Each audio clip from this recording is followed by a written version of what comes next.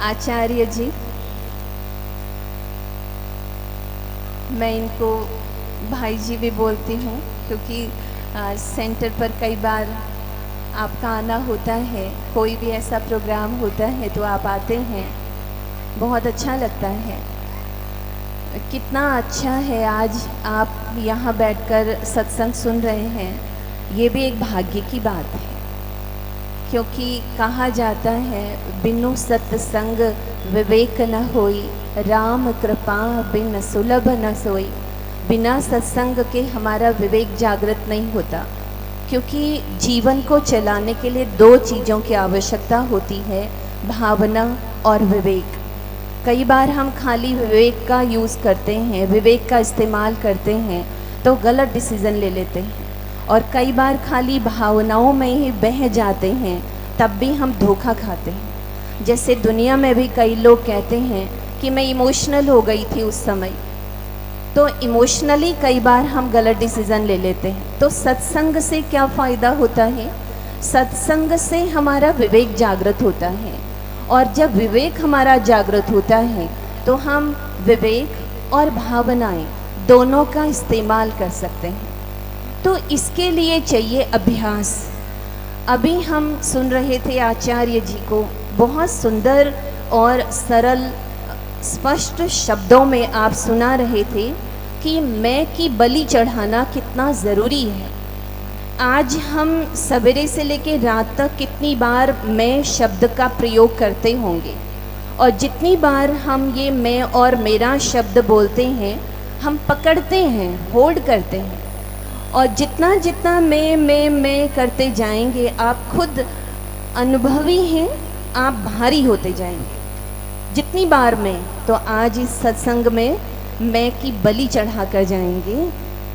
मैं के बदले क्या कहेंगे? प्रभु सब तेरा है, मैं ही तेरी हूँ, तो घर भी तेरा, बच्चे भी तेरे, धंधा भी तेरा, सब कुछ तेरा, तेरा तुझको अर्पण क्या लागे मेरा। आपको मालूम होगा ब्रह्मा कुमारी का एक प्रोजेक्ट चल रहा है नशा मुक्ति का। तो हम लोग जहाँ जहाँ भी संगठन होता है वहाँ जाकर, जैसे स्कूल, कॉलेज, यूनिवर्सिटीज, कंपनी, ऐसी बहुत सारी संस्थाओं में जहाँ कथा हो रही होती है, वहाँ जाकर हम नशा मुक्ति की प्रतिज्ञा कराते हैं। आज आप देखिए समाज बिगड़ता जा रहा है। जो कार्य आचार्य जी कर रहे हैं, मुझे ऐसा लगता है वही कार्य हम भी कर रहे हैं, और हर एक को इसमें योगदान देना है।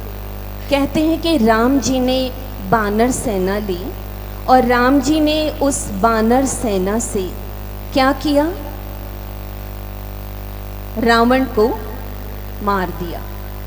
तो इस संसार में एक ही रावण हुआ क्या? आज तो घर घर रावण है। वो गीत बजता है कई बार, इतने राम कहाँ से लाऊं, जो घर घर रावण बैठा है। तो इतने सारे रावण को जलाने के लिए कितने राम चाहिए? तो हम सबको क्या बनना पड़ेगा? राम जैसा बनना पड़ेगा। तब हम अपने अंदर के रावण को, तब हम घर घर के रावण को मार सकते हैं। तो आज एक रावण को आज ही मार दीजिएगा। मारेंगे ना? हम प्रॉमिस करेंगे, प्रतिज्ञा करेंगे, जिसके भी घर में, चाहे फीमेल हो चाहे मेल हो, नशा करते हैं, चाहे वो गुटखा है, तंबाकू है, बीड़ी है, सिगरेट है, शराब है, गांजा है, यहाँ तक कि ड्रग्स भी लेते हैं। तो हमारा ये प्रोजेक्ट चल रहा है, ये सब छुड़वाना। आप सबका सहयोग चाहिए। कोई भी कार्य अकेले नहीं हो सकता। एक बदलता है, घर बदलता है, घर बदलता है, समाज बदलता है, समाज बदलता है तो देश बदलता है, देश बदलता है तो पूरा संसार बदल जाता है। तो मैं रिक्वेस्ट करूंगी, आपको थोड़ा खड़ा होना पड़ेगा।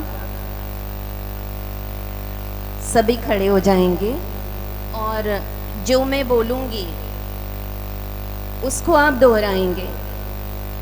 अपना राइट हैंड आगे करेंगे, अपना दाहिना हाथ आगे करेंगे। बच्चे शोर नहीं मचाएंगे। अपना दाहिना हाथ सभी आगे करेंगे। आप भगवान के इस स्थान पर खड़े हैं।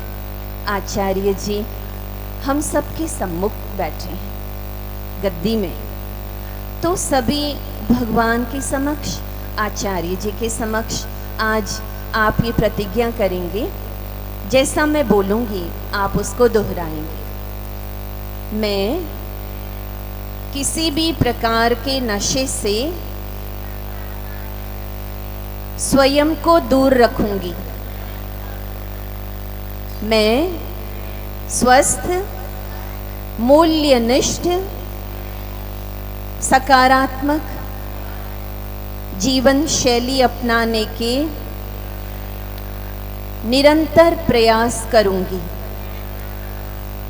मैं अपने परिवार, मित्रों, समाज को नशा मुक्त जीवन शैली के लिए प्रेरित करूंगी।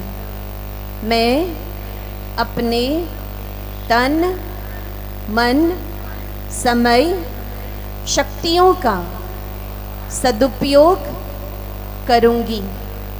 मैं नशा मुक्त, स्वस्थ, जागरूक एवं विकसित भारत के निर्माण में अपना सकारात्मक योगदान दूंगी। जय हिंद, जय हिंद, जय हिंद। Thank you. आप बैठ जाइएगा। इसके लिए चाहिए अभ्यास। एक छोटा सा उदाहरण देके पूरा करती हूँ। एक बार शंकर जी और पार्वती जी दोनों इस कलयुगी दुनिया का भ्रमण करने के लिए आए, और जैसे ही वो कलयुगी दुनिया का भ्रमण करने के लिए आए और इस कलयुगी धरती पर जब उन्होंने पैर रखा तो इस कलयुगी धरती में बिल्कुल ज़मीन कलराठी थी। बारिश नहीं हुई थी काफ़ी समय से, तो अनाज पैदा नहीं हो रहा था। लोग पानी के कारण दर दर भटक रहे थे। तो पार्वती जी ने महादेव शंकर जी को बोला, आप तो सब कुछ कर सकते हैं, क्या आप बारिश नहीं कर सकते? पार्वती जी और शंकर जी जा रहे थे, भ्रमण कर रहे थे। भ्रमण करते करते उन्होंने क्या देखा? कलराठी जमीन को एक किसान खोद रहा था और सारी ताकत उस जमीन को खोदने में लगा रहा था। इतने में क्या हुआ? कलराठी जमीन होने के कारण धरती इतनी सूखी हुई थी, उस किसान को बहुत मेहनत करनी पड़ रही थी। पार्वती जी ने महादेव जी से पूछा, कलराठी जमीन है, ये इसको क्यों खोद रहा है? महादेव ने पार्वती जी को बोला, गौरा अभ्यास कर रहा है, ये अभ्यास है, जब बारिश होगी तब भी इसको खोदना पड़ेगा, तो ये खोदने की प्रैक्टिस कर रहा है। क्या समझे इससे?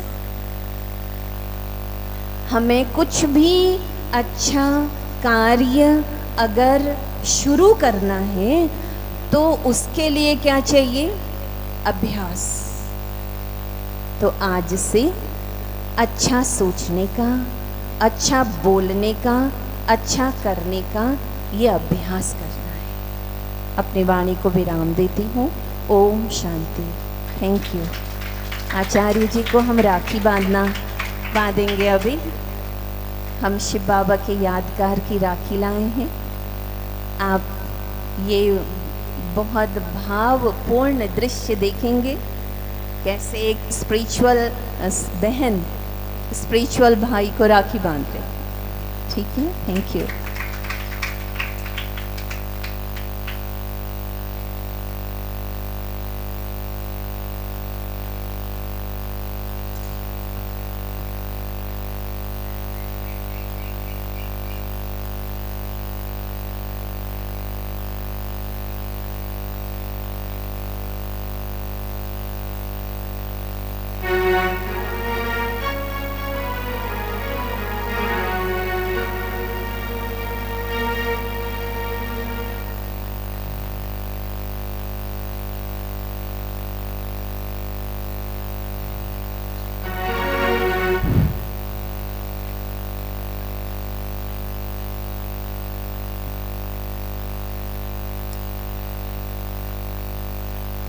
जयति जगति मायां यस्य कायाधवस्ते वचनरचनमेकं केवलं च कलय्य ध्रुवपदमपि यातो यत्कृपातो ध्रुवोऽयं सकलकुशलपात्रं ब्रह्मपुत्रं नतोऽस्मि।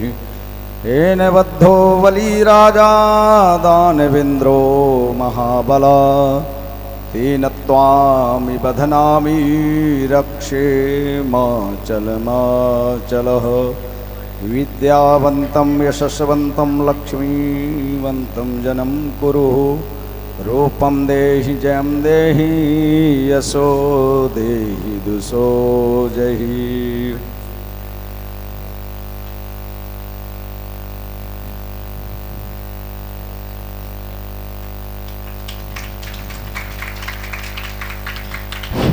गीता बहन जी को बहुत बहुत शुभकामनाएं। भगवान लंबी आयु दे और ऐसे सत्संग में लगे रहें और जीव मात्र को की सेवा और मनुष्य को प्रेरणा देते रहें। इन्हीं कामनाओं के साथ हम कल की सूचना प्राप्त करेंगे आचार्य जी के द्वारा। 5 मिनट के लिए सभी लोग शांति का दान दें। जैसे कि अभी पूज्य महाराज श्री जी के द्वारा अमृत वाणी के द्वारा हम लोगों ने श्रवण किया। सती चरित्र सुनने के बाद हम लोगों को ज्ञान प्राप्त हुआ कि पति का दर्जा कितना बड़ा है और सती चरित्र के अनेक पीठों की कथा हम लोगों ने श्रवण किया है। कल के पावन में प्रसंग में पूज्य महाराज श्री जी के अमृत वाणी के द्वारा हम लोग माता पार्वती जी की जन्म की कथा और हिमांचल और मैना की कथा जिनकी पुत्री हैं और कैसे विवाह है बड़े धूमधाम से। तो हम लोग भी झांकी के माध्यम से यहाँ पर शिव पुराण हो रहा है। पावन पुनीत श्रावण का महीना चल रहा है, इसीलिए मैं बार बार कहता हूँ कि सुबह के सत्र में जो लोग आएंगे, जैसे अभी 64 योगिनियों की कथा आप लोग श्रवण कर रहे थे, प्रसाद दे दीजिए। तो 64 योगिनी का जब वहाँ हम पूजन करते हैं, यहाँ कथा भी श्रवण करने का अवसर प्राप्त होता है, तो कथा हमारे माइंड में ज़्यादा से ज़्यादा बैठ जाती है। जैसे कि अभी दीदी जी की वचन आप लोगों ने सुना कि कोई भी कार्य करने के लिए उसके पहले अभ्यास करना है ना। जैसे कि कोई खाना जानता होगा तो खिलाना भी जानता होगा, इसलिए निरंतर अभ्यास बनाएं। वर्ष में एक बार हम लोगों को अवसर प्राप्त होता है ये शिव पुराण का, और वो आदि शक्ति माताओं की ही कृपा है जो कि ये खींच करके लाई हैं। और किसी एक का यज्ञ नहीं हो रहा कि कोई निजी जजमान है, इसमें समस्त TDI जितने भी समस्त भक्तगण हैं और समस्त भक्तों के द्वारा ही आयोजन हुआ है।